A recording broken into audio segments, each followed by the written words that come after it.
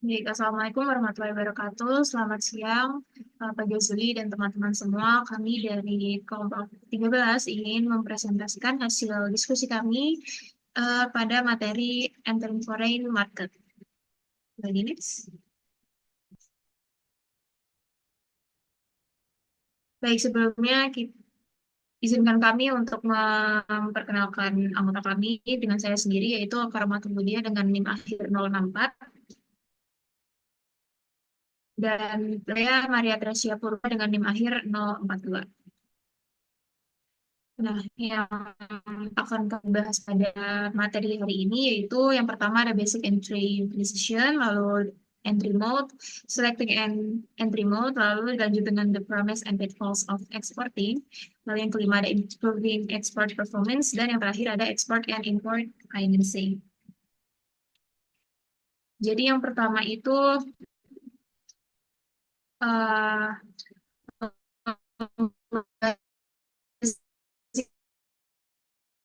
ini merupakan bentuk saya melibatkan analisis terhadap data yang bukti potensi pertumbuhan, ukuran pasar, dan risiko politik serta ekonomi. Nah, faktor utama analisis risiko yaitu meliputi politik, ekonomi, hukum, dan potensi keuntungan. Nah, contoh studi kasus pada basic entry ini yaitu ekspansi Tesco ke pasar internasional dengan strategi yang disesuaikan untuk setiap negara.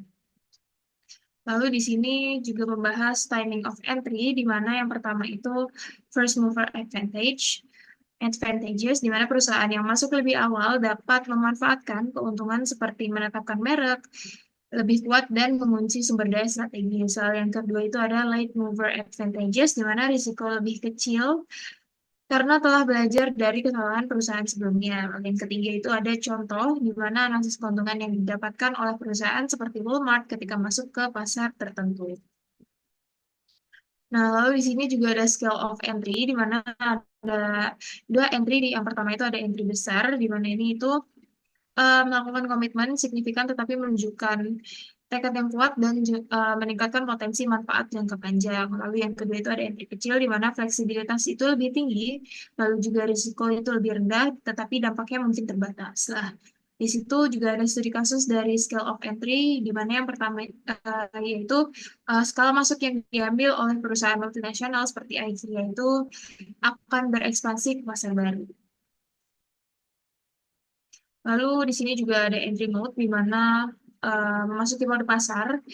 Yang pertama itu ada ekspor langsung versus tidak langsung, di mana itu memanfaatkan agen distribusi atau langsung menjual ke konsumen. Lalu juga ada keuntungan dan tantangan dari entry mode ini sendiri, yaitu risiko yang lebih rendah, tetapi biaya transportasi tinggi dan kontrol pasar terbatas. Lalu juga ada studi kasus dalam mode ekspor ini, yaitu contoh perusahaan-perusahaan yang sukses dengan strategi ekspor.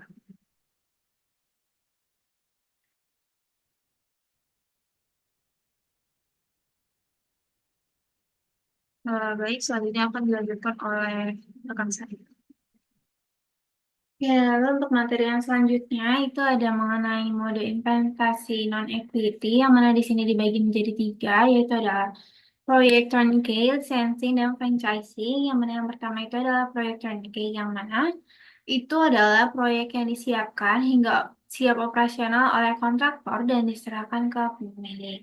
Lalu yang kedua itu mengenai licensing dan franchising, yang mana lisensi ini memberikan hak kepada pihak lain untuk memproduksi produk. Sementara franchising ini melibatkan lebih banyak pengendalian terhadap cara bisnis yang dijalankan.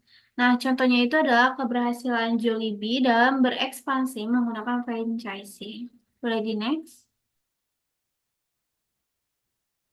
Nah, lalu di sini ada materi mengenai joint ventures dan anak perusahaan yang dimiliki sepenuhnya. Ini tuh joint venture itu artinya berbagi resiko dan sumber daya dengan mitra lokal, tetapi ada potensi konflik manajerial.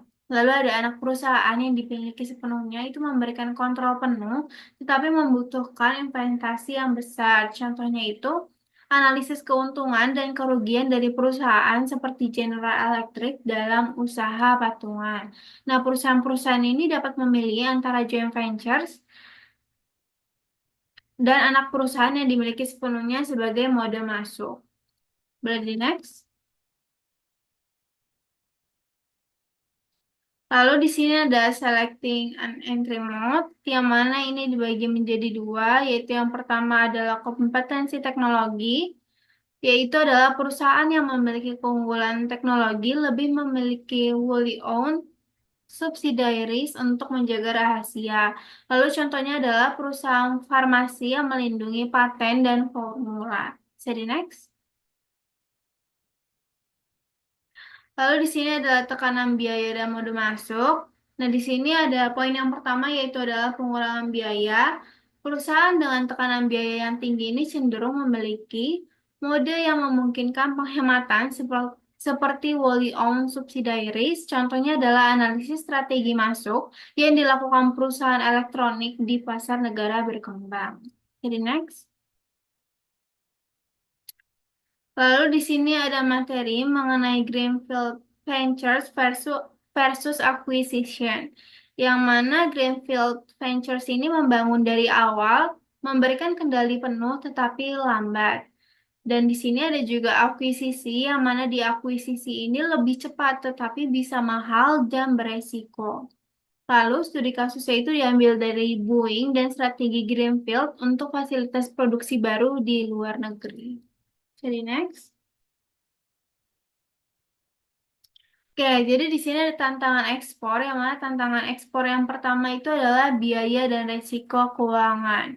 Nah, ekspor di sini memerlukan investasi awal yang signifikan termasuk biaya pengiriman, asuransi, dan biaya pemasaran di negara tujuan. Selain itu, fluktuasi nilai tukar dapat memengaruhi keuntungan. Lalu untuk tantangan ekspor yang kedua itu adalah persaingan internasional, yang mana perusahaan ini akan menghadapi persaingan dari produsen lokal dan internasional. Mereka di sini harus beradaptasi dengan preferensi konsumen yang berbeda dan harga yang kompetitif. Lalu yang ketiga ada regulasi dan standar. Di sini setiap negara memiliki regulasi dan standar yang berbeda terkait produk yang bisa menjadi tantangan bagi perusahaan yang ingin mengekspor. Nah, mematuhi peraturan ini bisa memakan waktu dan biaya yang cukup besar. Jadi next. Lalu untuk tantangan ekspor yang terakhir itu adalah kendala budaya dan bahasa. Di sini perbedaan budaya dan bahasa itu dapat menyulitkan komunikasi dan negosiasi dengan mitra bisnis di negara lain. Memahami kebiasaan lokal juga penting untuk keberhasilan ekspor. Jadi next. Oke. Untuk yang selanjutnya itu materi mengenai improving export performance, yang mana di sini untuk meningkatkan kinerja ekspor, perusahaan ini perlu memahami kebutuhan pasar tujuan, memastikan produk sesuai standar internasional, membangun jaringan distribusi lokal yang kuat, dan mengembangkan strategi pemasaran efektif. Selain itu, penting untuk meningkatkan keterampilan ekspor karyawan, memanfaatkan teknologi untuk efisiensi, serta menggunakan dukungan pemerintah dan menyesuaikan strategi dengan budaya lokal. Nah, langkah-langkah ini dapat membantu perusahaan untuk memaksimalkan peluang di pasar internasional. Sini next. Oke, di sini ada export dan import financing, yang mana yang pertama itu menjelaskan mengenai jenis pembiayaan. Di sini terdapat berbagai bentuk pembiayaan seperti melalui bank, modal kerja, dan berbasis invoice. Nah, masing-masing dengan kelebihan dan kekurangan sesuai dengan kebutuhan dan resiko perusahaan. Lalu di sini ada resiko pertukaran mata uang. Perusahaan yang terlibat dalam perdagangan internasional ini harus mempertimbangkan fluktuasi nilai tukar mata uang yang dapat memengaruhi biaya dan pendapatan. Penggunaan kontrak lindung nilai itu dapat membantu mengurangi resiko ini. Jadi next. Lalu untuk yang selanjutnya itu ada asuransi perdagangan, yang mana di sini mengambil asuransi untuk melindungi barang selama proses pengiriman adalah langkah yang penting. Asuransi ini dapat mencakup kerusakan, kehilangan, atau risiko lainnya yang mungkin terjadi saat barang dalam perjalanan. Lalu untuk yang berikutnya adalah dukungan pemerintah. Banyak negara di sini menawarkan program perdanaan dan jaminan untuk membantu perusahaan dalam perdagangan internasional. Nah, program ini dapat memberikan akses ke pembiaya dengan suku bunga yang lebih rendah dan risiko yang lebih terjangkau. Jadi next. Sekian presentasi dari kelompok kami. Terima kasih.